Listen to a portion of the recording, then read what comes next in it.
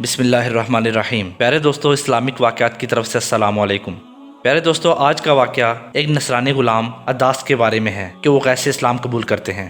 حضرت ابو طالب رضی اللہ تعالیٰ عنہ اور سیدہ حتیجہ رضی اللہ تعالیٰ عنہ دونوں کی وفات کے بعد آپ صلی اللہ علیہ وآلہ وسلم تبلیغ کی غرض سے طائف تشریف لائے۔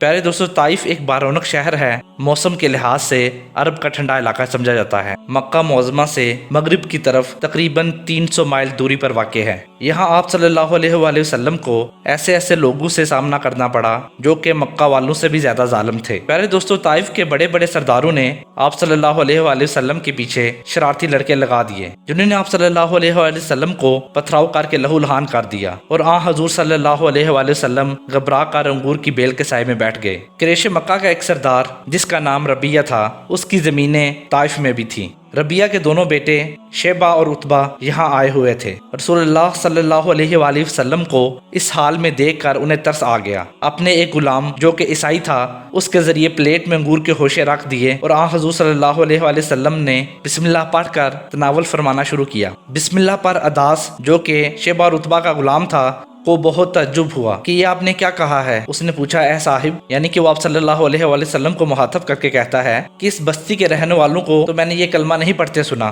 خدا را مجھے بھی بتائیے اس کی حقیقت کیا ہے۔ رسول اللہ صلی اللہ علیہ وآلہ وسلم نے فرمایا، اے عداس، تمہارا وطن کہاں ہے اور مذہب کیا ہے؟ عداس جو کہ ابھی تک مسلمان نہیں ہوا تھا، وہ کہنے لگا، میرا وطن نینوا ہے اور مذہباً میں نصرانی ہوں۔ رسول اللہ صلی اللہ علیہ وآلہ وسلم کہنے لگے، وہی نینوا جہاں ایک مرد صالح یونس علیہ السلام پیدا ہوئے۔ پیارے دوستو، یونس علیہ السلام بھی اللہ تعالیٰ کے رسول تھے۔ عداس نے بڑی حیرت سے پوچھا، یونس بن متی کو آپ کیسے جانتے ہیں؟ رسول اللہ صلی اللہ علیہ وآلہ وسلم نے فرمایا، یونس علیہ السلام نبی میرے بھائی تھے، میں بھی نبی ہوں۔ رسول اللہ صلی اللہ علیہ وآلہ وسلم سے یہ کلمات ابھی پوری طرح ادا نہ ہوئے تھے کہ عداس نے سر سے پاؤں تک رسول اللہ صلی اللہ علیہ وآلہ وسلم کے روئے کو بوسہ دیا، اور شیبہ یہ دور کھڑا منظر دیکھ رہا تھا جو کہ اس کا مالک تھا۔ تو شیبہ سے رہا نہ گیا۔ جب غلام واپس پلٹا تو اس نے کہا، اے بد نصیب، تو اس شخص سے کس غضب کی عقیدت کا اظہار کر رہا تھا؟ عداس کہنے لگا، اس وقت دنیا جہاں میں یہ شخص سب سے بہتر ہے، اس نے مجھے ایسی بات بتائی ہے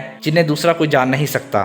شیبہ نے کہا، ارے تیرا دین اس دین سے بہتر ہے، تم اس آدمی کے دین کو قبول نہ کر لینا۔ پیارے دوستو، ایسا ہی ہوا، عداس رضی اللہ تعالیٰ عنہ مسلمان ہو گئے۔ پیارے دوستو، ایک دفعہ کا ذکر ہے کہ جنگ بدر کا موقع آیا۔ جب شیبہ اور عتبہ جنگ بدر کے لیے نکلے تو عداس رضی اللہ تعالیٰ عنہ مکے سے باہر ایک ٹیلے پہ بیٹھے ہوئے تھے۔ شیبہ اور عتبہ ادھر سے گزرے تو حضرت عداس رضی اللہ تعالیٰ عنہ نے روک لیا اور کہا، جس شخص کے خلاف تم جنگ کرنے کے لیے جا رہے ہو، خدا را وہ شخص سچا ہے، اس کے طرف نہ جاؤ ورنہ قتل کر دیے جاؤ گے۔ مگر شیبہ اور عتبہ کی تقدیر میں ابو جہل ہی تھا جو کہ ان کا سردار تھا۔ پیارے دوستو، بالآخر عداس رضی اللہ تعالیٰ عنہ جنگ بدر کے موقع پر شہادت کے رتبے سے فائز ہوئے۔ اللہ تعالیٰ مجھے اور آپ کو عمل کرنے کی توفیق عطا فرمائے۔ پیارے دوستو، اس طرح کی مزید ویڈیو دیکھنے کے لیے ہمارے چینل اسلامک واقعات کو سبسکرائب کریں اور ساتھ موجود گھنٹی کے بٹن کو دبائیں تاکہ کوئی بھی نئے آنے والی ویڈیو سب سے پہلے آپ کو ملے۔ اپنا خیال رکھیے گا۔ اللہ نگہبان۔ السلام علیکم۔